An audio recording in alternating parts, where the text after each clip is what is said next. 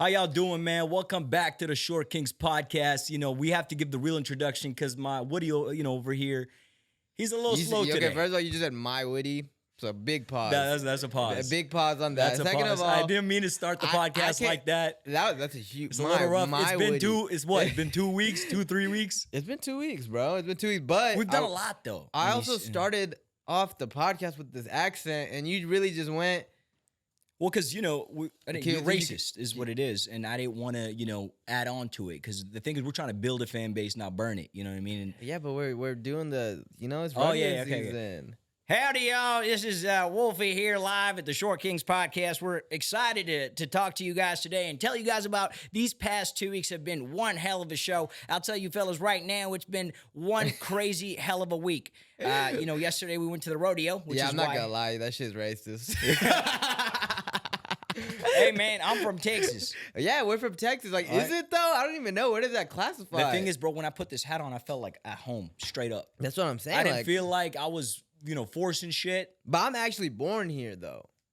That's the thing. Okay, so what the fuck are you trying to say? Yeah, so, like, you coming into racist, my... That boy puts on a fucking hat and gets racist. My thing is, like, I know you're still working on that citizenship. Yeah, I need a couple... I got one already, you know what I'm saying? I'm working on it. They asked for $10,000, and I said, fuck that, man. Yeah, fuck that, man. But anyways, bro, so like you said, it's been a long 2 weeks. Yesterday, we had some fun. We went to the Houston Rodeo and Livestock Show. It was a great time. We went with some homies. Houston kind of puts this on every year. We were talking about yesterday, but I want you to expand on it a little more. What's your, favorite part of the rodeo? Because there's, shows, animal racing and stuff like that. But then there's, the carnival side and food and this, rides and all that. What do you like? What's your favorite part? And what do you look most forward to, For sure. Dude, I'm going to be honest with you. I think the carnival's definitely my favorite. I've done the concert before. It depends on who you're seeing, actually, right? No, I haven't done the concert I haven't done, but I've done the carnival before. And, dude, you know what's crazy? The rodeo is probably the only festival that comes to Houston that isn't that fucking hectic. If you notice, people are very chill. They're walking around, family vibes. It's not like Astroworld. It's not like any other festival that comes to Houston. People behave at the rodeo, surprisingly. Yeah, I mean, bro, honestly, what I think about the rodeo, bro, is it's kind of like the perfect vibe for everybody. Yeah. If you got kids, take them to the rodeo, carnival, food. Yeah. You really are not even spending that much. It's like $20 to get in, and you buy some food, like 20 more bucks maybe, and you're eating good. But then if you're in a relationship, that's a cute ass date. You got a concert. If you're with your homies, we went with some friends, a friend group. It was still perfect. Yeah, we was ganged up yesterday. No, that's what I'm saying. I just feel like it fits the vibe no matter what, bro. Faison started out with, a turkey leg. That was, he said that was all he was going to have yesterday, guys, because, as you know, we're still doing our dieting and our transformation. Then it went to an elote with the cream and the mayo. Then he worked his way to pineapple and tahini. And I'm going to be honest with you, after the pineapple tahini, I think we lost Faison. He lost track. And then next, he's balls deep in Oreos, fried waffles. Homie was having a good fucking time yesterday. Bro, I had to do 45 minutes of cardio today because I was eating good, So explain to the audience why you missed your spin class this morning. He had spin class, by the way. Is that what you call it? It's called cycling, bro. No, it's called spin class. That's what it's called. Look, bro, I'm just in this chapter in my life, bro, where I'm 26 years old. Okay. And I'm just trying to, try different shit. Facts. And I heard that girls like spin class. I heard that girls are into spin class. So I go to Lifetime. They offer classes. And I didn't realize that last night we were going to have as much fun as we did. So I scheduled a 9:30 Sunday morning class, right? By the time I got home last night, it was 1:30. By the time I fell asleep, it was 2. So I was like, dude, I woke up at 8 and I 8:30-ish to go to the class. And I was like, there's just no way, be honest, bro. You think you'll feel shy though? Being one of the only dudes in there? I mean, I have to find a way to announce without announcing that I'm straight. And single. And single. Both of those things in a I think you do that though. At the gym, way. you walk with your chest real high. Yeah, but real fucking high. Well, it's just real fucking high. I can't see your chin sometimes when you're walking. Well, I walk with my chin is attached to a string, baby. I'm on that Conor McGregor shit. You know what I'm saying? The thing is, you walk around the gym like you're going through some sort of mental, You physical. about to say homosexuals? Stop beating No, around it's the because bush. you look Get to the very toe, you dog. look very ADHD. I think I your am. ADHD comes out The most at the pre-workout gym. be kicking my ass. I'll be Yeah, honest because with you. I've never Ahmad's like presence, bro. Like I just see him. 1 second he's hitting shoulders. Next second he's doing squats. Next second he's doing biceps. I saw him the other day. He was doing biceps and abs together. Yeah, I had an Hey, old yeah. guy. I had an old guy tell me you're doing too much. I was like, sir, shut up. Okay, first of all, you can't talk to me with a barrel on your stomach. First of all, second of all, mind your damn business. You're fucking hitting. The dude was hitting fucking squats using a dumbbell. Like, mind your damn business. Let us do what we do. We're the youngins, okay? You know, we shut up. First and foremost. I mean, bro, that's what I'm Continue. saying. You do this thing at the gym where you try to like. I feel like you don't try to fuck with me at the gym like that. Okay, don't stop the cap right now. Yeah, have y'all noticed y'all's boys, like anyone who goes to the gym, if you go to the gym and you've made some guy friends at the gym, everyone acts a little different at the gym. Well, because bro, they're The testosterone is just pumping. yeah, you know what I mean? Like, you have to understand, testosterone's pumping, the gym is full, so any interaction that happens is being watched by everybody because people are bored. You have people on the treadmills just watching shit. They're not even really doing nothing. And so the eyes are on everybody. You know what I mean? If there's an interaction, you be talking loud as hell.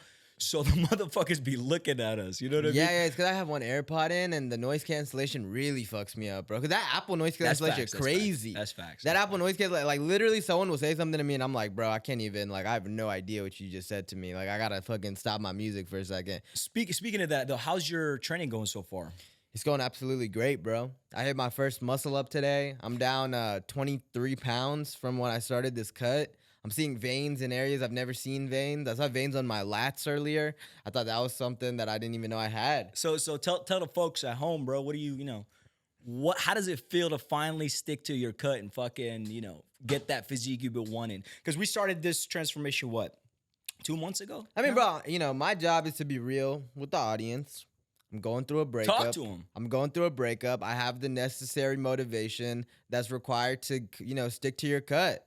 I literally have nothing else to do right now. I Facts. work out and I make content and I chill with the homies. Be honest. Do you think going through a breakup is the best fucking way to get shredded? I mean, I don't know if it's the best way to get shredded, but I think it's the best way that you are gonna feel most motivated to improve on yourself, and you gotta channel that shit in a positive way. Whether that's trying to get a better job, trying to do better in school, trying to just focus on your hobbies. And for me, getting buff as fuck is a hobby. So it's like, well, like it's much better than doing like going outside and being outside all the time. I Yeah. tell you that. I think that's the biggest difference from like when we were younger. I think I would try to forget like more so of what I was like, like you're trying to take your mind off of it. Yeah. Now I'm just trying to channel my motivation in a I positive think way.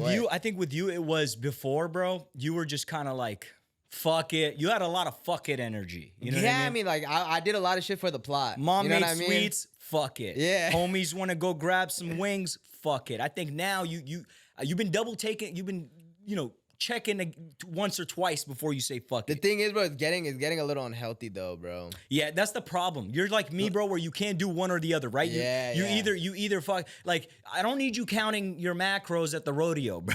Like, you know what I'm saying? What do you mean? Just because you didn't know how many calories were in a fried Oreo doesn't mean that I can't figure that out. You looking that shit up before or what? Yeah, I Googled it. They gave me a range, but I already know how much an Oreo is. One Oreo is 70 calories, double stuff. Bro, shut the fuck up, bro. Bro, what? So imagine just frying that bitch a little bit, put some bread around that bitch, like you know what I mean? Like, This is exactly what he means by it gets a little unhealthy, right? Because you start counting Oreos, and that's how you know you're getting a little lame. so I've been doing great on this cut. Yeah. You've had some more challenges. I've had a few challenges. Because I mean, you're in a happy relationship. Yeah, so you're yeah. missing that information. Then it was your birthday. Yeah, then that you was my went to birthday. Costa Rica. Yeah, but So I'm gonna start you out. I got a little 3-part question. So I Uh-huh. need you to listen for a second. Go ahead. The ADHD's kicking in, so please, by all means. So for one, give us an update on your physique and where Okay. you're at. 2, how are you not gonna tell us how it was Costa Rica? Okay. So look, physique's been doing really well as far as staying true to the gym, but I have been having a little bit of fun as far as my dieting, bro. I've been eating good here and there. Bro, surprisingly though, when you go on vacation, right, for a lot of the gym guys who go crazy and trying to stay fucking fit on vacation, bro, if you're in the sun all day and you're walking, naturally your skin gets tighter and you still shred a ton, bro. Like you could still enjoy. Now, mind you, I wasn't stuffing my face with cake and shit. Like I'm still eating steaks. You know what I mean? I'm eating steaks. Yeah, you're and just eating a little potatoes. mashed potatoes on the side. While you're eating your little mom's plates, I was eating steaks in a resort, my guy, with the sun beaming.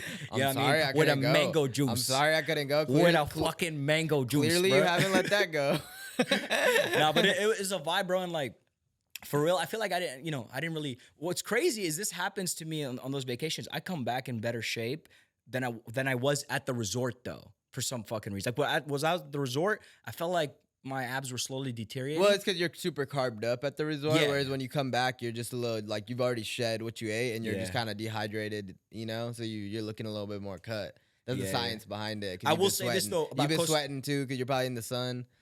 Quick little kind of update on Costa Rica. Yeah, though. like, what did you think of that? One thing that I kind of thought was cool though about Costa Rica, bro. You know how the beach selling you shit when you go to Mexico? Yeah, and yeah, Costa- they I sell feel you- like the they sell Costa you shit. Ricans, if I'm saying this correct, they're more chill. Like they're not trying to like. They're not trying to make any upsells. Yeah, or like cross sells. like the Mexicans when we go out there, if you say there's no, there has to be 7 no's before it's like okay, amigo. You know what I yeah, mean? like I want a jet ski. If I sell you this jet ski, the video comes with it too. It's like extra 200. Nah, I don't need the video, bro. I just want a jet it's always ski. funny too. Yeah. They start with, hey man, you want to buy a cigar, and the second you say no, then it's like, all right, you want some coke? Yeah, It's like, yeah.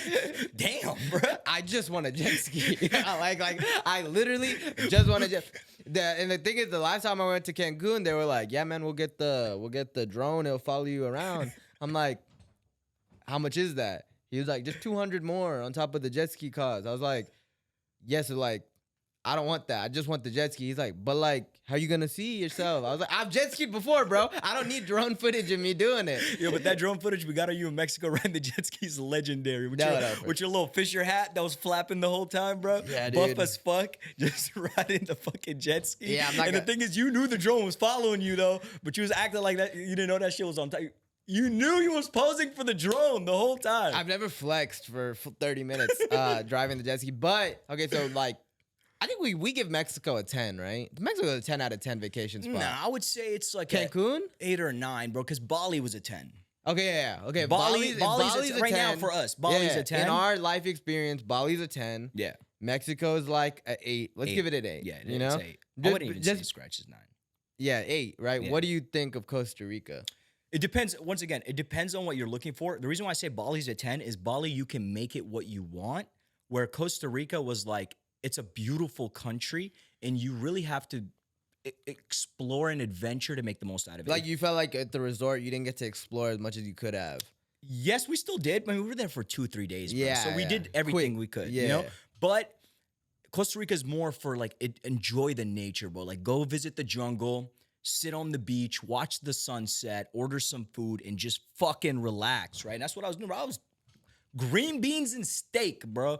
And the thing Why is, are you trying to I do continue to have lie some- to us and say you I do have some advice for people who want to get resorts, right? If you want to get a resort, this is very important to take note of, all right?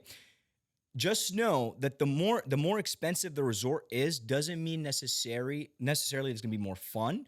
The more expensive resorts will have the more rich, more classy people. AKA sometimes older, a lot of old older, people. Sometimes yeah. a lot of old people. So they're perfect for groups. If you're going somewhere to hang out or for you and your girl. But if you want to be around a lot of people and it'd be a little hectic, let's use the word a little more ratchet, pay for the little bit of less expensive. There's a real resort. sweet spot there, which is like you only find that out through trial and error. Yeah. Because it's like if you go too cheap, then everything sucks, right? The resort sucks, the food sucks. Yeah, The service sucks, Yeah, yeah. you might have a hella young people around you, but everything is just a shit show. Yeah. Then if you go, I've done the last. I went to like Haven Creek, I think, in Cancun. That shit was way too nice, bro. Shit was quiet all the time. Like literally, I went with the group and we were like, "Are we like being too loud right now?" Because everyone was just sleeping the whole time, you know. Yeah, yeah. But you didn't give me a rating, bro? I want a rating. Of Costa I'd give Rica. Costa Rica a solid 9, bro. Beautiful country. It's like, I would say it's low-key a mini Bali, bro. Because you get the jungle, you get the beach. Shouts out my Costa Ricans. I do it 100%. If you haven't been to Costa Rica, I know there's different versions of it. We went to Liberia, I think is what it's called. But it's a beautiful country. You got to check it And we out. got to shout out Ajun one time. Yo, shout out Ajun, baby. He was our tour guide in Bali, and he made that trip unforgettable, bro. So shout out to Ajun. shout out We got to to send Ajun. this to him. Ajun, I hope you're watching. Emmanuel's also I know June got probably jealous. Emmanuel was one of our tour guides that we met, and he was a really nice guy. He was super nice, you know. He really showed how nice Costa Ricans are. I mean, you know, it was his job to finesse you. Yeah, So, and he passed. You know what I mean? He passed. But okay, so look, so you've been struggling a little bit. You've been struggling bad on Just a your little bit, diet, yeah, right? just a You little still bit. look great because shout out to your genetics. But you know, typically a time of year is approaching that we always lock in. Yeah. Ramadan is coming up by the time this pod comes out, it's gonna be a couple more days, right? Where, you know, for those who don't know, time of the month where Muslims fast sunrise to sunset every day. Try to lock in spiritually. That's obviously the most important thing. But as gym bros, we've kind of made that also a time to lock in physically, Yeah. as well as spiritually. Talk to me about, like, you know, you've always gotten into crazy shapes over Ramadan. So tell me what your plan is, what time you're going to work out. How are you approaching this year's Ramadan and your gym gains? 2 advice for all the fucking gym bros out there that want to get shredded or put on some weight during Ramadan. Healthy weight. And I'm talking about straight muscle, like Mediterranean muscle. Mediterranean Right. muscle. Bro, what you want to do, man, is when it's time to break fast, don't start munching. Drink a protein shake, head to the gym, get your workout in, which means you're still technically fasting because all you've devoured is a protein shake, but it'll get you protein shake and a pre-workout will get you through your workout, and then come home and you got to make it a schedule to get 4 to 5 meals and a gallon of water before it's time to sleep and redo that shit all over again. How are you getting It in takes- 4 to 5 meals from Bro, the I'm talking time about- of like so 9 p.m. first, to like... exactly. So first day, 2, 3, 4 days, whatever, it's hard because you're having to time yourself. Like, it's been 10 minutes since your last meal or 20 minutes since your last meal. You got to get another meal in. But after 3, 4 days, bro, your body adjusts to it. You know now, after 10 minutes, you're hungry again. Because your body knows, bro, it doesn't have the nutritions. You know, it needs it. So every 20 minutes, I'm downing another meal. And it's not crazy meals, bro. I'm having like a meal this big. You know what I'm saying? And we know that it works because I've been, you know, buffer than you for the past, all your lifetime. So it's like, we know this shit works, bro. You know what I mean? And Well, so you work out right after. yeah, iftar right after, time. bro. Just take your protein shake, head to the gym. Why am I so hyped right now? That's Celsius. Yeah, that's Celsius. Kicking. Side. But okay, so if Give you're us a working bag, out bro. after, I'm trying to switch it up this year. Okay, what you gonna do? I'm gonna try to work out right before. Like, I get done with the work around 5. I'm gonna try to work out between 5 to 7, like 5:30 to 7:30. My boss sees this, 5:30 to 7:30. And then like come back if, you know, sunset would typically be around 8, and then I'm just focused on my meals. The reason I say that, bro, is it's just really hard for me to not miss days when you're working out after iftar because there's so many like family like events happening, or like my parents are hosting, or like it's hard for me to sneak out to the gym Yeah. every single day. The you only know? thing that sucks though is gonna take you at least a week or 2 weeks to adjust to actually getting the most efficient workouts before you break fast. This shit's a struggle, bro. Like, you haven't ate or drank and you're trying to work out. Like, Also, then the other thing to that is I don't want to be up, bro. Because last year that was a big mistake that I would take. I would drink pre-workout at like 8 p.m. that's because you don't work that hard, bro, at the gym. Like, I feel like if you did, you'd work that shit off. No, swear to bro. I God, bro. swear, caffeine just does. Like, Now you do. The way you train now, yeah, you'd go to sleep like a fucking Bro, baby. but I've always had like, because I don't really drink any caffeine besides the gym, so caffeine affects me a lot. Like, nah, but the way you're working out now, bro, it don't matter. I feel like you could take it at 8 p.m., bro. This man works out for an hour and a half and then hits a 30-minute cardio session on the stairs, bro. You'll sleep like a baby with your finger in your mouth. Pause. But for real, just resume. You know what I'm saying? Like, for all you'll be fine. my boys cutting though that are not trying to put on Mediterranean muscle, I promise you this is the best time to start. we gotta brand that. Yeah. Mediterranean muscle shirts, bro. Come on, baby. Cause look, you're already in a caloric deficit, right? You're already in a caloric deficit the entire day, and all you gotta do is hit your protein numbers and don't eat the bad options at night. Like, don't just cave in and eat crazy. Yeah. Honestly, though, you can eat a cheat meal every now and then too, because you're, like I said, you're already not eating all day, and if you just do a little cardio too, I promise you, I've always lost. Like, this is why I'm excited about this shit. I'm gonna be honest with you, 'cause I'm about to lose 5 more pounds, and I'm gonna have a fucking 6-pack at the end of April, like a crazy. You've been one. looking shredded. Faison is scratched flyweight now. He's working his way towards featherweight. You know what I'm saying? Shout out Sam Solik, motherfuckers. You know, we outside here in Houston. What about Sam? Sam met Arnold. Did you see that? No way. Sam's making it. Okay, He worked his way out of the dorm room. All right, bro. Enough of this muscle talk, bro. Wait. One more thing. No, not yet. Enough gym bro talk. You're Jordanian. I'm Pakistani, right? Like I said, Ramadan is we have such great foods. Like Houston, honestly, as a community, provides such a beautiful Ramadan in terms of like so many restaurants go all out. Talk to me about what's your favorite like Jordanian food that you're looking forward to in Ramadan.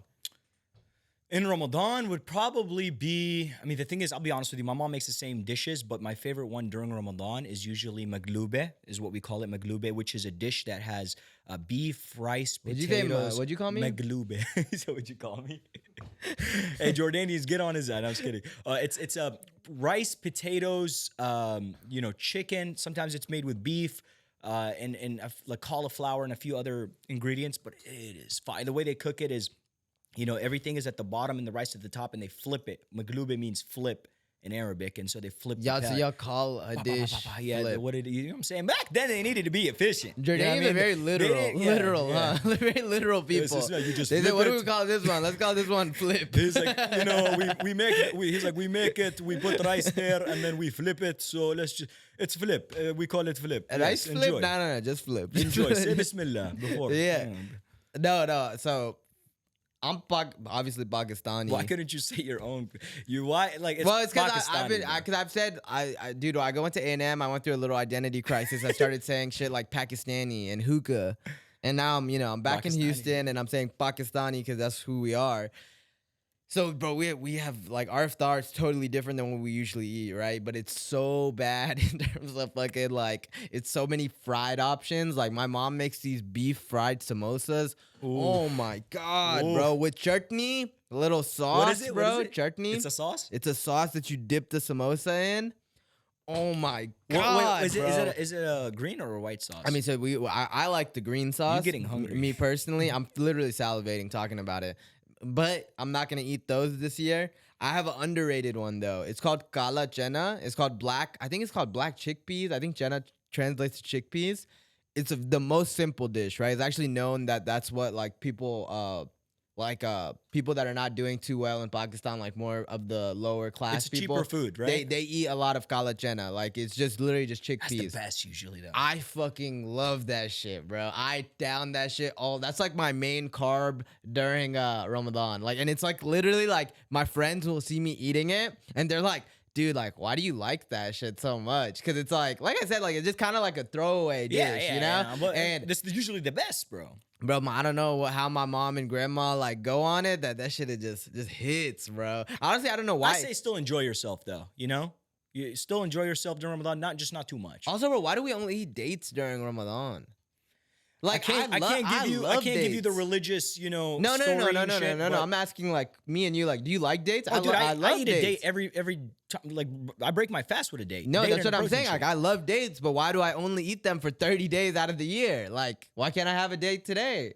I still eat dates. You still eat dates? Yeah, I didn't know that was allowed. My mom makes them like into sweets and stuff using dates. So I still eat dates, bro. I love dates. I fucking love dates, bro. Sweet cravings. But yeah, that's going to be Ramadan for us. We're going to get shredded. We're excited, bro. Ramadan Mubarak to everybody that watches. And, I hope everyone locks in spiritually and physically this year. But yeah, bro, let's talk. Let's get into our fucking Ariel El Helwani bag, as I like to say it, bro. A lot of stuff popping off in pop culture. Our boy Jake Paul wins another fight by knockout last night. I'm going to be honest with you. He fought a nobody that has the clout of this cabinet behind me. I don't even know the guy's name. And it looked like the guy just rolled out of bed to fight Jake Paul. So is that a bad thing though? Because everybody's making it into a bad thing, right? We know Jake Paul is a prize fighter, right? But that's not all he wants to be. He wants to be the guy who has a good record and wants to be a champion. Right. Yeah. So in order to be a champion, he has to build up a resume. And you have to understand with prize fighting, it takes time to close deals. It takes time to get the other person to agree to the bag, all that. In the meantime, he's going to fight these nobodies, build up a resume the same way Canelo did, the same way a lot of our favorite boxers and have a resume and still do prize fighting. That's why I don't necessarily think it's a bad thing. I mean, the reason that I think that he should go back to targeting bigger names or trying to at least promote the fight better. Because I don't think he didn't do much promotion of this fight at all, right? One, the pay-per-view sales. Nobody's buying that shit. I don't even know if this shit was, I think this shit might have been free yesterday. Two, what path is Jake Paul trying to take, right? Because, yeah, he says he wants to be world champion, but he's like older than me. Like, yeah, he's like 10-0 or whatever the fuck his record is. I know he just started off his career, but it's like Canelo's like 60 fights in, you know? Like, he has a lifetime of dedication to this. So yeah, some of his early fights were with people that weren't as skilled. I'm telling you right now, Jake Paul is not boxing after the age of like 31, 32. But it's boxing. Being a world champion in boxing isn't anything crazy. Everybody's a champion. I'm a champion. You're a world champion.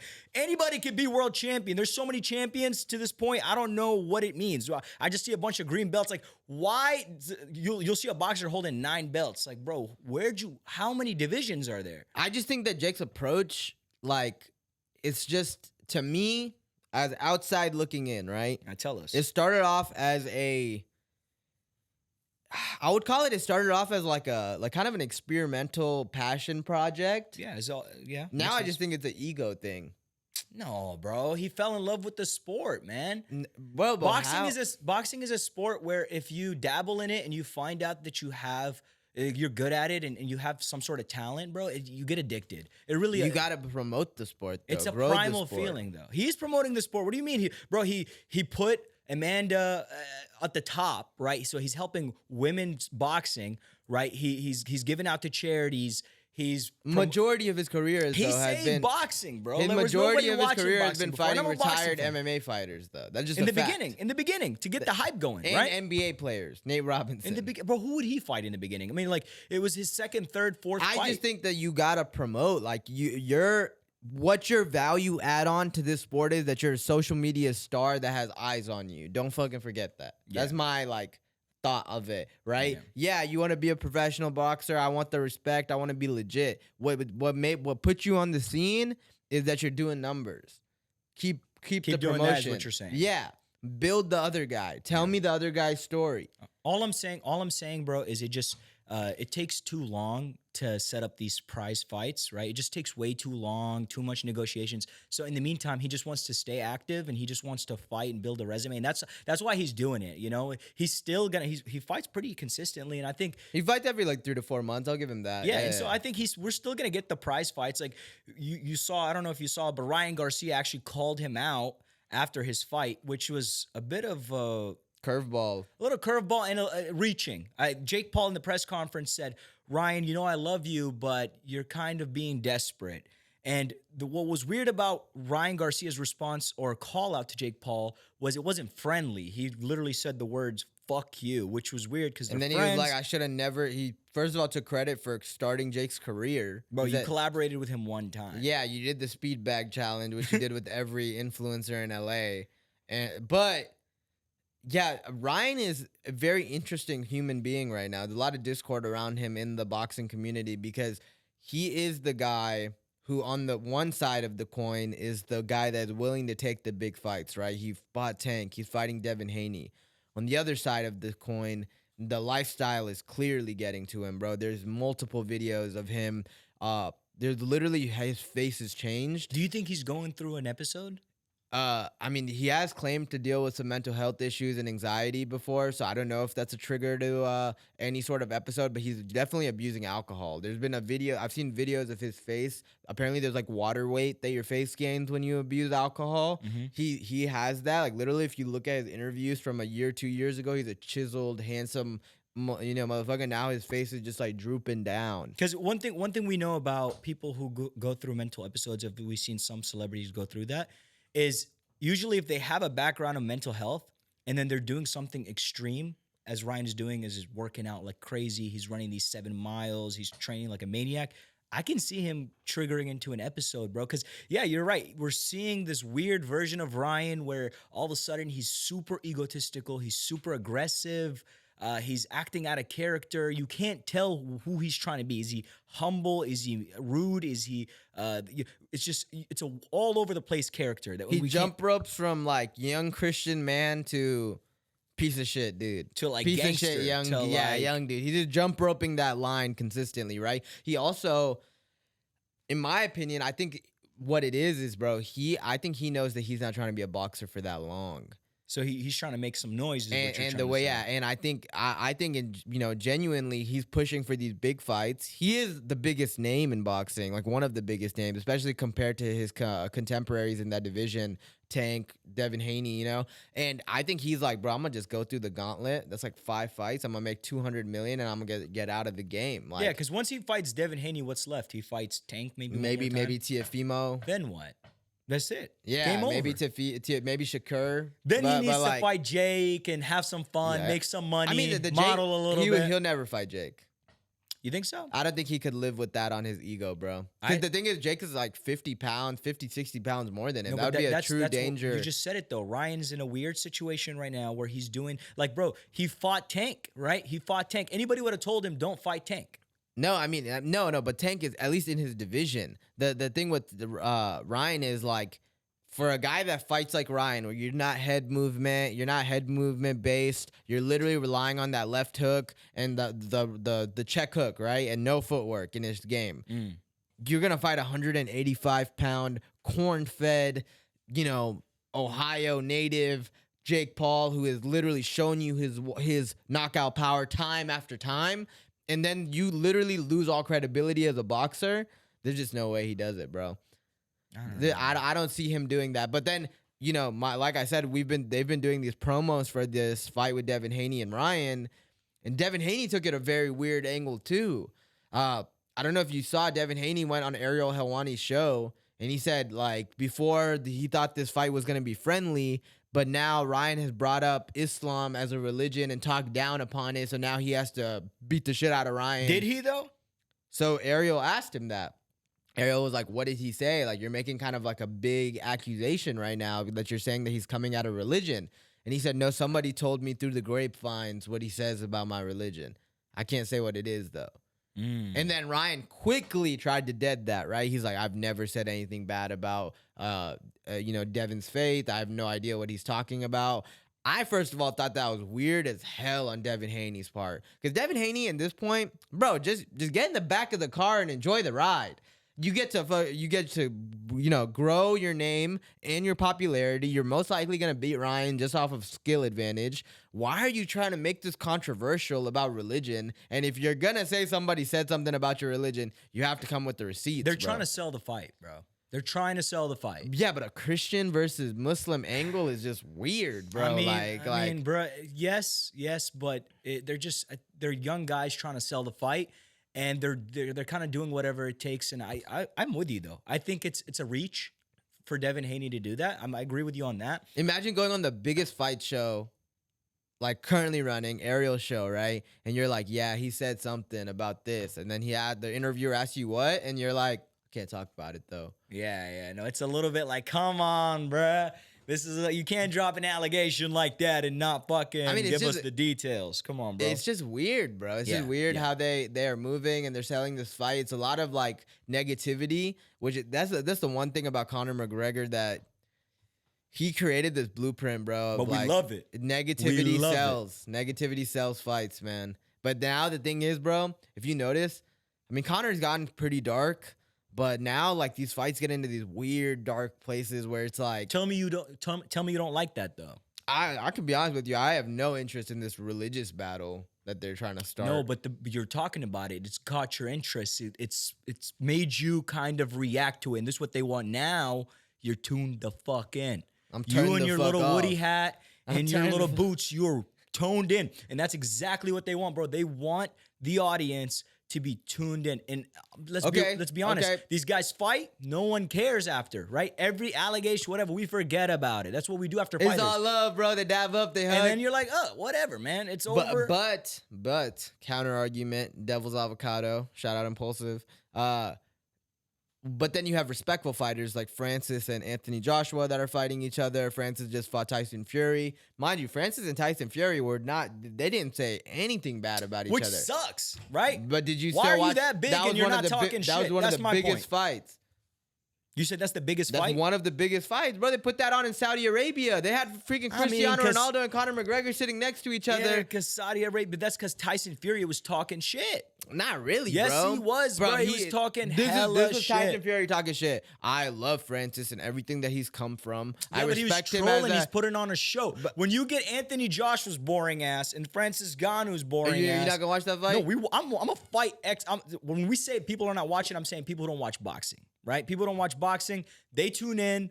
Only if it's entertaining. Oh, two guys are talking. Are you shit, trying to beat the casual allegations right now? What you mean the casual? There's a lot of allegations against us that we're some casuals that talk about fighting. I mean, we are though, right? I mean, what? I'm not an expert. You know what I mean? I'm just a fan. I'm watching the same way everybody else is watching, and I'm speaking on what I know. I don't claim to be this guy that knows everything. This is just what I think. Why is it that every other sport can be talked about, right? Like basketball, football, Not anyone the same can. way. If you talk about if you talk about fighting.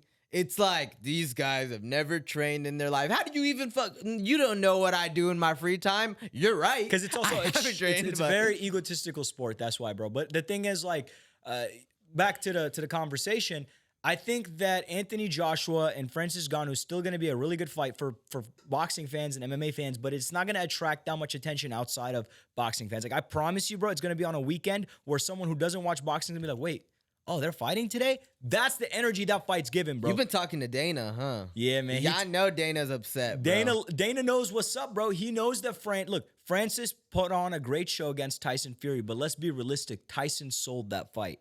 Tyson sold that fight. But Francis's performance in that fight is selling this next fight. Yeah, sure.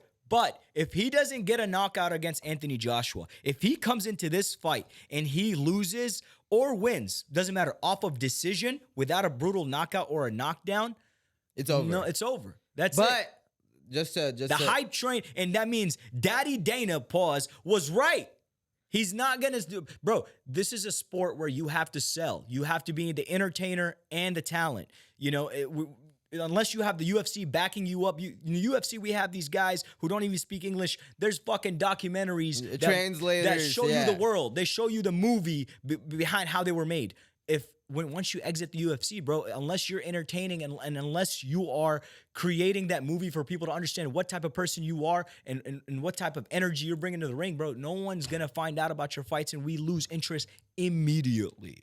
So do you think Dana feels like he made a mistake, though? Nah, I don't think so. I think Dana likes seeing other people make money. I think Dana this is what I'll say. I don't think he was wrong. I think he did miss a huge opportunity. To sign back, yeah, sure. Because if you sign back Francis, right, not only do you could partner with him on these boxing fights, get a piece of the Tyson Fury fight, get a piece of the Anthony Joshua fight, you could have made the Francis versus John Jones fight too. Yeah, that would have been fun. That would have been a good fight. Francis, I mean, that would have been the heavyweight division is in shambles because Francis left. The true champion, we don't know who it is because they haven't fought Francis, and he left. He vacated the belt. That would have been like a fucking King Kong versus Godzilla energy right there. No, like that's freaking Rocky, bro. That's Rocky versus Creed. You know what I mean? Like that's the fight. And I know that Dana. There's nights where Dana's sitting, losing money playing blackjack. That he's like, God damn, dude.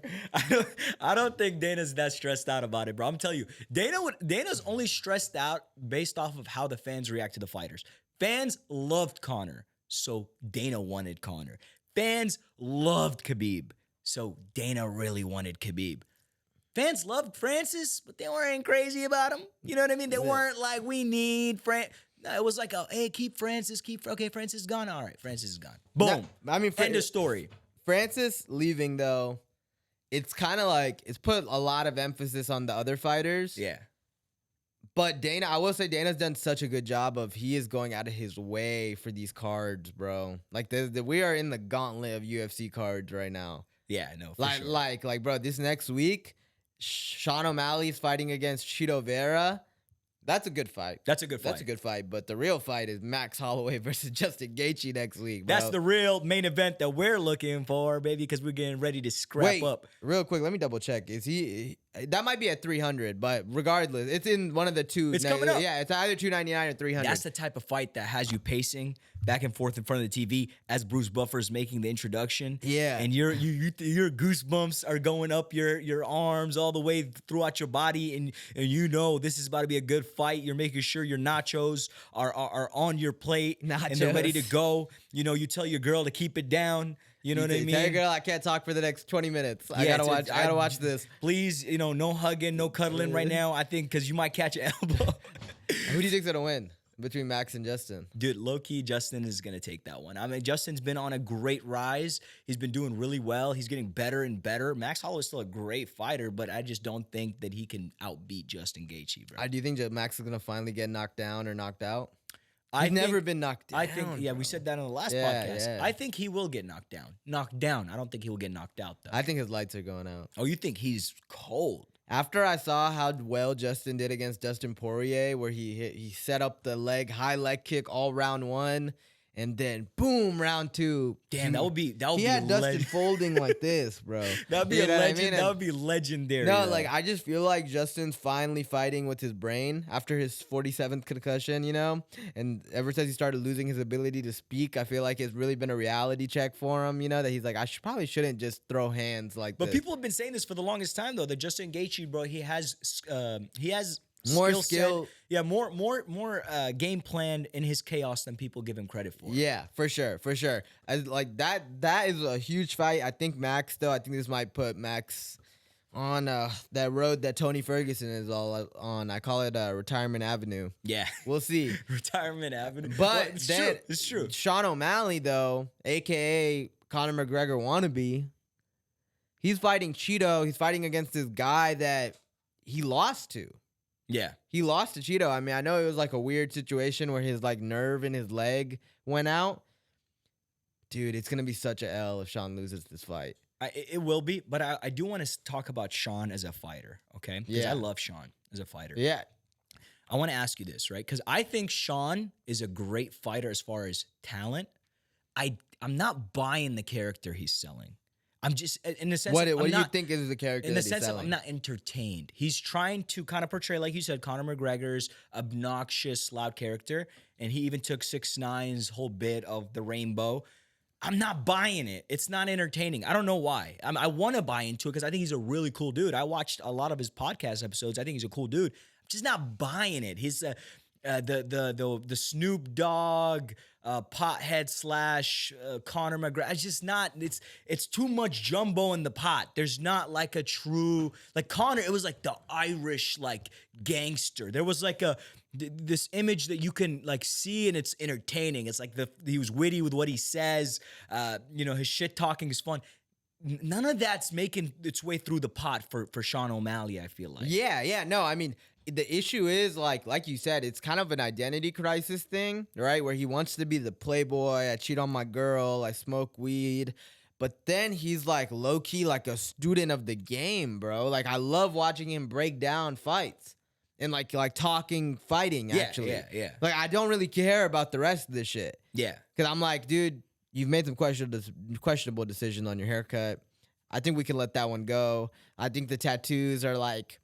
Don't go bar for bar on Conor with the chest piece and the back piece, like that is true. And the green trunks, like god damn, bro, like you can wear different color trunks, bro. I promise you, like we will still fuck with you the same. And it's like you said, when you watch his episodes though, and he's sitting there with his trainer and they're breaking down fights and matchups, I'm like, this is my favorite version of you.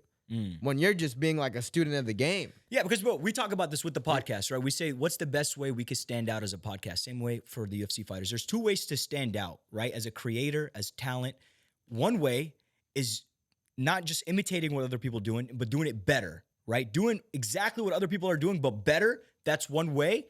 And then the second way is to create your own thing. Connor Yeah. created his own thing. I mean, that was never seen before, you know. He created his own thing. I know Chael Sonnen used to do the same thing, Not nearly to the level. but nowhere yeah, near. yeah. Exactly. And I think Sean O'Malley's trying to copy, but he's not doing it as good. He has to do just as good and better entertainment bits and trash talking than some of these other fighters. But, you know, it's still going to be an interesting fight. Very excited to see how that one goes. I do think Sean O'Malley beats Cheeto this time because I do think he's a better fighter than Cheeto. Yeah, I mean, I don't see Cheeto landing that leg kick that kills a nerve in Sean's foot for 5 minutes, so then he's unable to stand and gets TKO'd. I just don't see that happening again. And if it does happen again, Cheeto's on a different level. Where Yeah, at that point, he's picking out nerves. At that point, yeah, he wins that fight. Now, dude, we're super excited. We're gonna have a ton of UFC content for the next few weeks, guys. So just stay tuned. UFC 300 is approaching too, right after Eid. So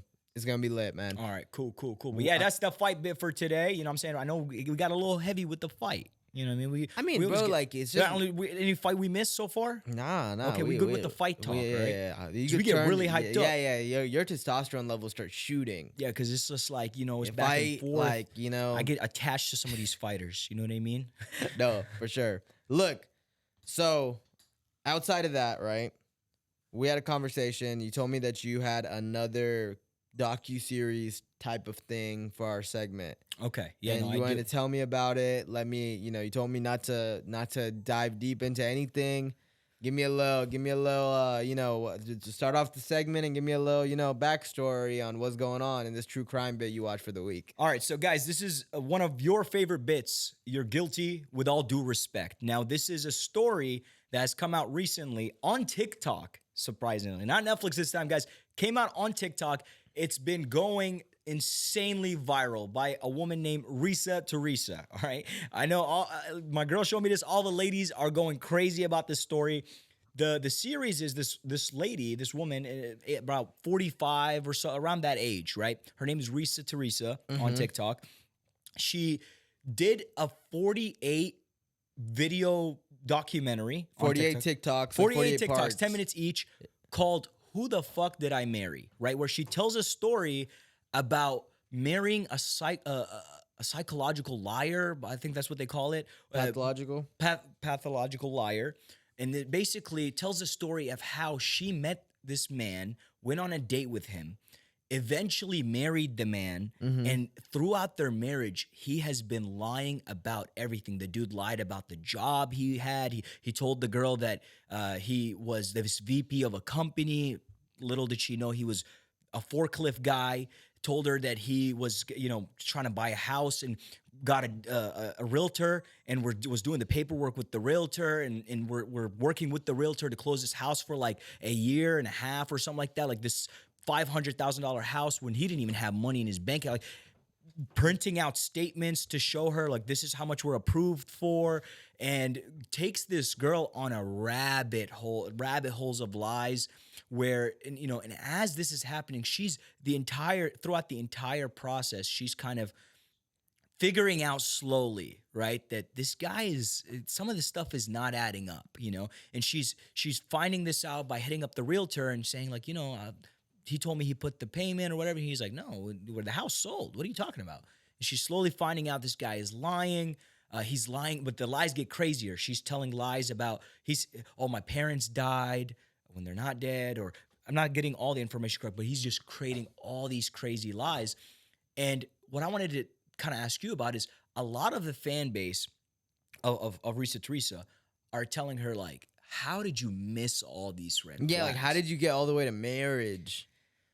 Exactly. How the thing is, in the beginning, the lies were extremely believable, right? Because he had paperwork to back stuff up, right? He had a bunch of, but then in the beginning, she did start picking up on the lies, but she chose to stay with him because she's like, look, this guy is supporting me right now. Maybe he's just trying to impress me. Like maybe it's not from a crazy place, right? Do you think that when women pick up, because bro, I've met pathological liars. Yeah. But I've never seen it to this extreme, right? Do you think that if a woman were to pick up on some of these red flags early, is it her fault for not backing away? Or should she have addressed it? Like, what do you think? I mean, my thing is, yeah, she should have addressed it early on, just to hit him with that, like, not in a super confrontational way, but just like, hey, I see through your bullshit, so stop, please, But it's also like, do you want to date that kind of person? 'Cause I'm gonna be honest with you, bro. Any man that's like a pathological liar in the sense of he's lying to women a lot, it just reeks of insecurity. And it's like, if you're diving into that, bro, insecurity can drive people to lengths, bro. Mm. You know what I mean? Like, everyone knows this. Like, insecurity can make you do some stuff. So the verdict that came out was, Yeah, like, what does she end up doing? so she actually ends up finding out so much that he's been cheating, that all this is a lie, that he doesn't even have sisters. Like, he lied about this dude. This dude lied about everything. Just bro. unnecessary Like, lies. he would, like, bro, the lies were insane. Like, every morning he'd be on the phone in the morning. Turns out he wasn't even on the phone with nobody. He would tell her that he was on the phone with a brother. Like, just unnecessary shit, right? Turns out he took the identity of his twin brother. He had a twin brother who actually was a VP, who actually had money, had all this stuff. Took his brother's identity and was just living through what his brother had accomplished, and kind of feeding this girl this shit. Now, ReesaTeesa, she's a little bit on, I don't know how to say this, but people are being mean. They're telling her, look, man, why did you expect a guy like that to kind of provide for you? Which is very fucked up. I hear what you're saying. Charlamagne said it. I didn't say it. That's all I got to say. You heard what Charlamagne said. That's what he said. But the audience are being mean to her because they're saying, why would you think this would happen to you, right? But that was ReesaTeesa's reason for self-doubt in the beginning. She said it in her video. She was confused as to She why was this like, guy was this into is her. too good to be true. Like, why is this happening to me? This is way too good to be true. But funny thing is, the fans actually end up finding out the guy, finding who he is based off of all the evidence. And the dude is still lying. It's like this 6'4" black dude, right? And he's just fucking still capping. Like, he was like, she used to abuse me. Bro, shut your ass up. You're 6'4", big ass dude. How's she abusing you, bro? But yeah, it's a crazy story, and it's been going viral on TikTok. Women love that shit, bro. 1.7 million likes, not views, likes on the. Had my girl watching, she been watching this shit like it's a fucking Movie, religion. Netflix documentary, bro. Yeah, crazy. It's fucking. also, dude, I just think that, like, dude, because a lot of guys, bro, they get into this habit, bro, of lying to women. Like, this guy just seems like he has a freaking problem, but so many guys are out here, single guys, that are just like, they try to, like, lie to women to convince them to give them a chance. Yeah. And I'm like, bro, shit's eventually gonna come, like, back to you, right? Well, you know what? Like, you know what's weird? I think what interests me is, because they're in their 40s, right? Like, dating during that time, I wonder how it's like. Like, is it tougher? Do you have to? Because think about it. When you're a lot younger, you don't have to put on as much, right? Like, it's okay if you're not rich yet. yeah, right? yeah. It's okay if you don't have the nicest car. You don't yet. have a house yet? But That's I think all it's right, more yeah. insecure for somebody if they're trying to really put on this role instead of being themselves. They're gonna lie about their job sometimes. They're gonna lie about the money they have saved up. This dude was telling her, "Oh, I have an offshore account." I was like, "Bro, come on, man. Don't say offshore. You don't got offshore Why would account. you have an offshore account? He was like, because it's easier to have money. It's a smart thing to do. But the point I'm trying to make is, it's probably tougher to date around that age, than it is when you're younger, and it leads you, bro. Lying is a fucking drug. I mean, my counter argument to that is if you're that age and single. I mean, bro, you can't help it though. People go through shit all the time. No, but I'm thinking you just gotta lower the bar a little bit, bro. Like, you know what I mean? Like just a little bit, because you got to do a little reflection. You know what I'm saying? Like, I know I got shit I need to work on. Like, you know what I'm saying? There's a reason that I'm in the position that I'm in. Yeah, but see, you still have hope because you're like, oh, I'm still young. Some of these dudes are like, bro, it ain't happen now. I don't think it's gonna happen. I'm gonna start lying. The thing is, but that's what I'm saying. But that's It's what I'm saying. easier. But the thing is, like, imagine being like, you're on a date and you're like, yeah, like, I got a house in Houston, I got a house in the Hamptons. You know what? Like, eventually she's gonna be like, let's go to your house in the Hamptons. Yeah. And you're gonna be like, oh, dude, I actually rented it out. Look, Airbnb receipt. Actually, look, I could get away with that one. The thing is, I'm gonna tell you this. If you lie about something, and you actually get away with it, you get the satisfaction from the person as if you have actually achieved it. Trust me. Like the example last time we were lying about, oh, we're betting 10K. Motherfuckers be like, oh, he got it like that. You know what I mean? And you low-key be feeling like you got it like that, even though you know you lying. Now that becomes an addiction. Now I drive a Ferrari. Homie believed it. Oh, wait, where's your Ferrari at? Man, I don't drive that thing every day. That's it. That's Yeah. parked in my, my second garage. Even though you rented it for $299. Yeah, like it's very affordable. You know, Like, for the weekend. You know what I mean? And that's how you see that at Nara and La Pasha, all these hookah bars. These guys pull up in their little Lambos, come out, and you know he doesn't own the car by his outfit. When he comes out and you could tell he tried to slap something together, he thought it was fly. Nah, you know you rented that shit. imagine bruh. the highlight of your weekend is you rent a car, and you take it to a hookah lounge. You find out he owns a hummus shop. Bro, shut your ass up. What you mean you got a fucking... I know your hummus shop on fucking Main Street. I saw it the other day. Dude, I all I'm gonna say is, bro, I just think that, especially dudes, 'cause I think girls don't do this as often. Bro, face reality, my guy. If you're not in the place that you need to be in, work on yourself, bro. Yeah, no, what's crazy is, once again, it is a lot easier to lie, but for some people, bro, where it gets tricky is when you find out they're putting in more work, like this guy, To lie than To lie make than it is to grind. make it a reality. to grind. Hey, bro, how about we just like apply to better jobs? Bro, you went and printed out. a director. You wrote out the fucking Maybe you should have applied to the VP job. Yeah, you I think you created would've- 17 Teams accounts to give the illusion that you're a leader of a team. Like on Microsoft, like, look, I'm talking to my team right now. Yeah, and that's what he was doing, bro. She would ask him like, "Can I tour your office?" He'd be like, "Yeah," and he'd call. Rent out He had office a guy space. that he would call, and he'd be like, "This is security guard. Hey, is it open today? Can we stop by? It's the weekend." And then, "Oh, you're gonna call me back? Okay, let me know." And then, he didn't call back. He's not. You know what I mean? And it's just like, bro, come on, bro. We know you're lame, bro. We know you're Man, whack. I'm getting like secondhand patheticness. You know what I mean? Yeah.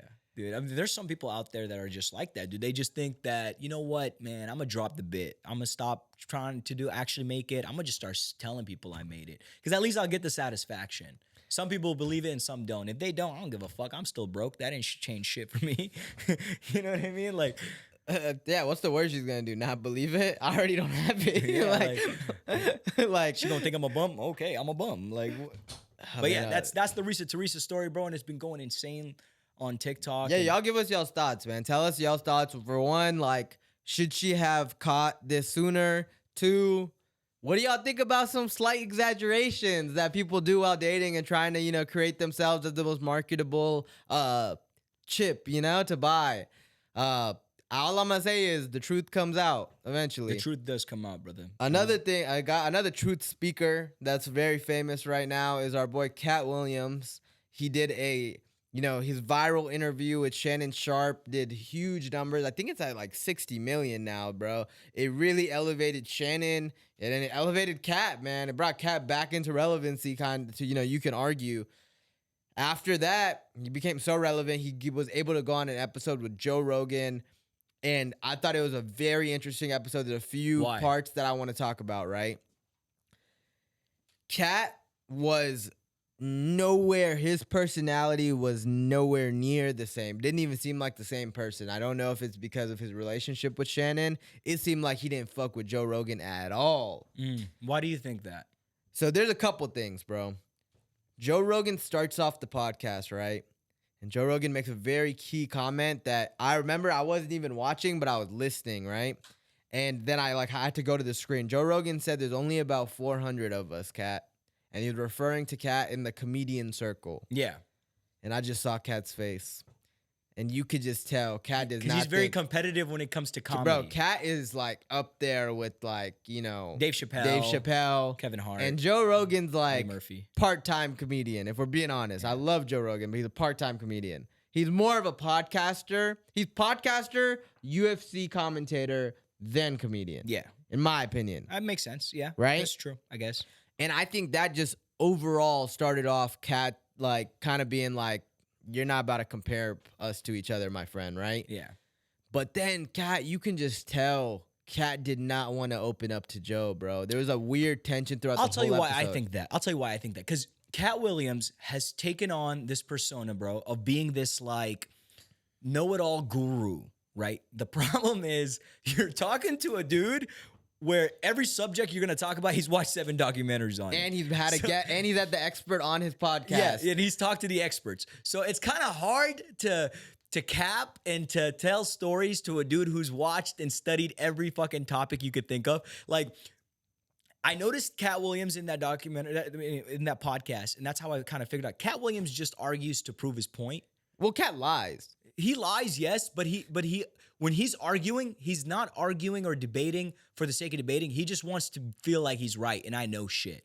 You know, because it'll be like, he'll say some random shit like, yeah, man, that's why they stopped making the iPhone 6s. And then Joe Rogan just happens to know, you know, no, actually, you know, they stopped making the iPhone 6s because they had the short plus on, you know what I'm saying? And it's like, when somebody starts fact checking you on the spot like that, it gets weird, you know? So then now you can't be yourself. You can't be more vocal. But tell me why Cat Williams told Joe Rogan that he reads 60 books a week. Yeah, he said he reads 300-page books in an hour. I didn't even know Cat Williams could read. And then Joe Rogan was like, wait, hold up. You read 200 to 300 pages in an hour? And he was like, yes, I've been reading my whole life. I've never had the opportunity to watch TV. That's your Cat Williams impression? Do it again? I can't do it. I can't do it. There's so many people that can do a better Cat Williams expression. But it's like, dude, like, I just don't understand his need to, like, he kind of comes in with this negative, just like, I'm the shit, I'm a genius. You're a comedian, Cat Williams. You don't need to be Kanye, a genius, right? Yeah. A little bit. I mean, I don't understand why people try so hard to be the smartest person in the room when you don't have to be. Yeah. I mean, it's because they were a legend at some point, like Cat Williams was. Same thing with Kanye. And then they start going through that crisis where they're kind of being thrown to the back of the bus now. And it's like, fuck, dude, but I was the guy. I made this happen. I'm the reason why Joe Rogan has a podcast, even though not really. Right? What'd you but think in his head, he feels that way. What'd you think of Joe's approach, though? Because if I was interviewing Cat, right, let's say Cat Williams is on our podcast. He fits the title. Yeah. Let's just say that. Yeah. But I would be like, yo, so you said on Shannon's episode, you said that Kevin Hart did what? Like Kevin Hart's career with me. What'd you say about like I would be asking him to expand on some of the points that he made. But once again, Joe Rogan, he's interviewed so many people that he knows, bro. He knew that going into that podcast, if he's arguing with Cat Williams, it's not gonna go nowhere, right? And there's no point of calling him out on it because Joe Rogan knows that I'm right. I know the truth. Right. But if I do, it's just going to burn this relationship. We're not going to go anywhere. I'm going to look like a bad guy for calling this dude out on bullshit that the audience already knows is bullshit. Now, if the audience there didn't know that some of the shit he's saying is bullshit, maybe Joe Rogan might feel brave enough to call him out on some of the shit. But it's like, we know you're not reading 400 pages an hour, bro. Like, I would have said something. But it's funny. I'm not going to lie. I'd have been like, Cat. You would have said it in a joking manner. I'd have been like, Cat. Come on, bro. Yeah, come on, like, dog. Between you and me. Right, like between you and I, you're not reading 200 pages. You read 3 audiobooks. If you put that bitch on 10x speed and you're telling me that you read it, tell me what the book is about. That's what's going on. Yeah, tell me that. He's tell listening me what to audiobooks at like 3x speed. I'm gonna be like, tell me what it's about though. Yeah. Nah, I'm telling you, bro. You hit that on the nail. It's just I did appreciate that Joe Rogan took it in a way that he like. I mean, I guess that's more even like shows how much he controls the show because they did have some very interesting conversation. One that stuck with me that I wanted to get your take on was they had a conversation about the electric vehicle agenda that's going on in the U.S. right now, where they're states are trying to push for like EVs, saving the environment, lessen our use of fossil fuels and all that. But Kat and Joe were looking at it that, if we have cars that are electrically supplied, if you're living in Texas where, we went through the power outage a couple years ago during the winter storm, that would be another, like at least we had our cars back then that we could go get supplies. Imagine if we all had Teslas and they all were dead. See, but here's the thing. I'm not an engineer or nothing, but I don't even know if cars already do this, but wouldn't cars technically also be charged from solar energy and enough energy in the car to where if there was a power outage, it could still last you until the next day where it recharges? I mean, our current model of EVs, they have to be plugged into a wall. Right now. Yeah. But it's going to get to a point where solar can charge them and it will last a few fucking days. You know what I mean? And so that's what they were saying, that Joe and Kat were saying that the way that they're going to sell it to us is they're going to be like, one, we're saving the environment. Two, It's always saving the environment. well, saving the environment's the like, just so everyone's like, yes. Yeah. And then the real reason, the way they're gonna sell the sharks is they're gonna be like, hey, if your car gets stolen, we can get it back.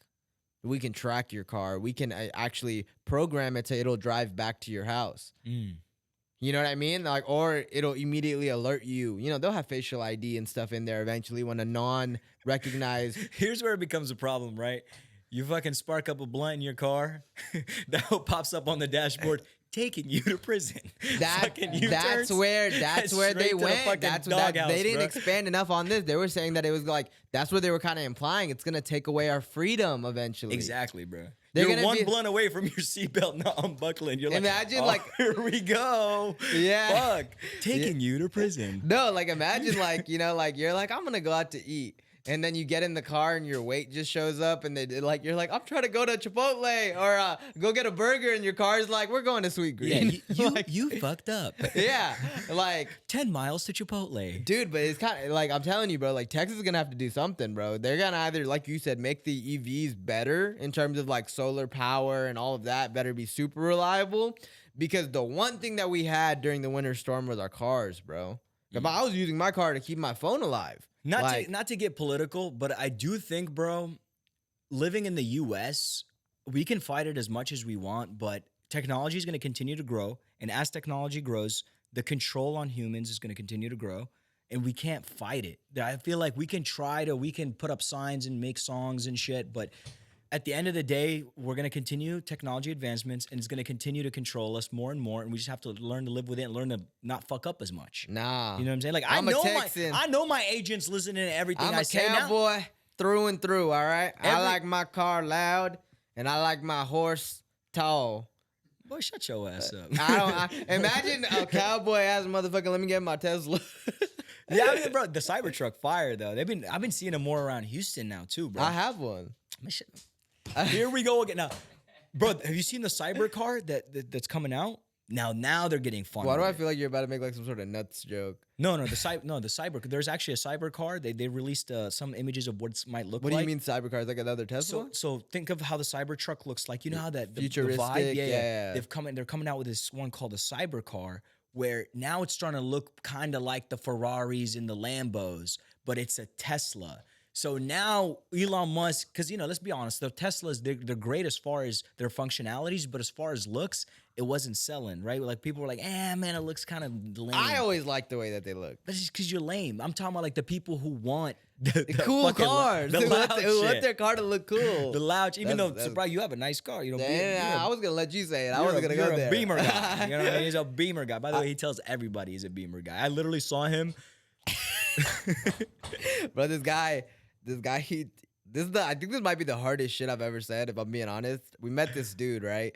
And he was like, yeah, man, like I'm really into cars, like it's my hobby, yada yada yada. I was like, yeah, I just drive a fast one. I don't really know shit about him. And like he just kind of like looks at me, like he's like, I these can't guys. believe this dude just said What that. did he drive? Do you remember what he was driving? I wasn't even worried about it. Because you can't to say be you honest. like cars and then Yeah, I mean, the thing is, if you're driving, if you like cars, I think you should eventually. The thing is, I have the basic brown boy package. yeah, you know the whole Yeah. BMW, thick accent, you Thick got all that. accent, live with my dad got it for me. You know what I mean? I never bought it for myself. You pay for it. What are you talking about? Yeah, I know, but just to the Oh, audience, you know. okay. Why'd you actually get pissed for a second? Because I was like, bro, he's been lying to me this whole time and shit. I'm like, damn, Faison really got a BMW and he paid for that shit. And I'm like, You've seen me through 3 cars, though. yeah, because the first one was, for the audience, Faison used to drive this car in college where the seat was broken, right? So it was like all the way pulled to the front where his chest was sitting on the steering wheel as he would It drive. was a 2008 Hyundai Sonata. The funny thing is he had to give an explanation to every person who jumped in the passenger seat before we take off that everything was going to be all right. Imagine going on dates in college. That's when you felt a little bit, you know? Yeah, because like I'm already small, so girls will get in the car and they're like, does he have to sit that close like to drive? Okay, I thought you were giving the insecurity talk because you like felt bad about the car. No. I Okay, didn't give a okay. fuck about the car. Because we were in college, you know what I'm saying? I was an engineering major, bro. I used to walk up to girls and I'd be like, this is not gonna last. Yeah, because in college, it's based off of what you're studying, right? Yeah. Everyone's projecting. Yeah, it's in like college. I'm studying to be an engineer, so Yeah, so I would technically- just come in spinning my keys. I'd be like, "Get in, babe." like. Yeah, I drove in college, y'all. I drove a Chevy Impala, right? 2008 Chevy Impala, and I loved that thing, man, because on the road, ain't nobody messing with me, bro, because they knew that guy has nothing to lose. Nothing. And let me give you guys the image of my Chevy Impala. It was dented on the side of the window. The and windows. My friends spray painted the hood once for my birthday when I turned 20. I'm 20, bitch. And it's stuck on there. So I'm driving this black Chevy Impala in Seastat, which is a white town. That one's right? on me. White town, Chevy Impala. It says I'm 20, bitch. Mind you, at this point, I'm 22.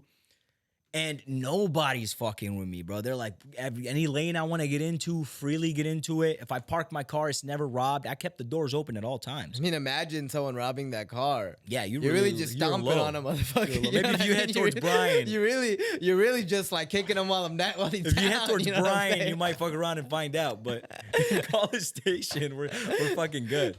No, dude, but that's what I'm saying. Like, and then me getting to BMW status, I like to say a couple douchey things. As you should.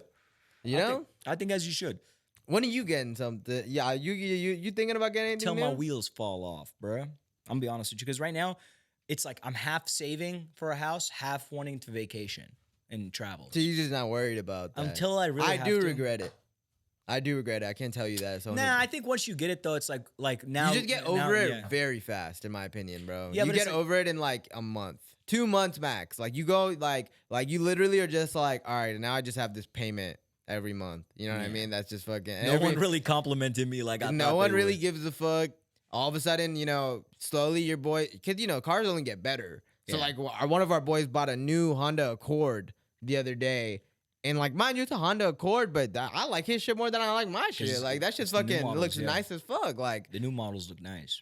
yeah, bro. So I know we're trying to be more and more consistent. But I did want to give you another segment of us reading the comments. This is the 30 seconds of fame that we like to do, where we highlight some of you guys' comments.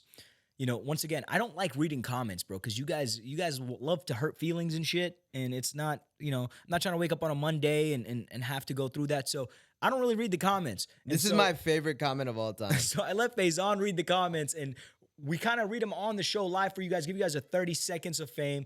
Get your word out on the podcast, bro. You got some shit to say it to the audience, whatever amount of people watching. So go ahead. We're going to address some of these comments for you guys real quick. So someone said Wolfie is so hot, but he also dresses like a Middle Eastern uncle who's trying to sell me secondhand electronics. I'm not trying to sell you anything. I'm going to tell you this right now. But for you, my friend, I do have a deal in the car in the background. But For you, For you, 30. For you, $30. And by the way, I've been trying to dress like you. I'm gonna be honest with you. I've been following you. You're running the fashion, so I was like, all right, don't bro. try to twist the Nah, insult nah, on. now that- like you can't loop me into you getting ripped. If you're the coach and they fucking make fun of the students, the coach should get it too.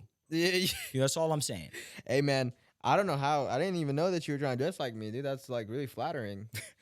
Yeah, bro. I mean, Why'd you get nervous? No, because that's always been that way, bro. He's the fashion guy. I'm He's not. a little, a little more fruity. I'm more in touch with what's in, what's hip. But What's hip? All right, run it. What else? What else we got? they said these dudes are really some casuals when it comes to fighting. Have y'all ever trained? We just addressed this. I mean, bro, we are casuals when it comes to the UFC and MMA fighters. I don't claim to be an expert. Have you ever sparred? Answer the comments, bro. Of course, I've sparred many times. Me and my brother trained. My brothers actually are here. We've trained for literally all throughout college, right? We've sparred, never really did any crazy fights or competed professionally, but bro, we love the sport. I think boxing is a sport or MMA or fighting in general where you can literally train and love the process of training, and you don't need to go and compete professionally to talk about it. Can we talk? And there's people who don't compete or train. They just study the sport. They love studying. That's what we do. We're just fans. So how y'all. many rounds do you think you can go with me? Bro, ain't no rounds, bro. I drop you dead on your fucking front nose, bro. You gonna look like Dos Santos. You see, Dude, I'm just talking about sparring. Like, why'd you go so dark?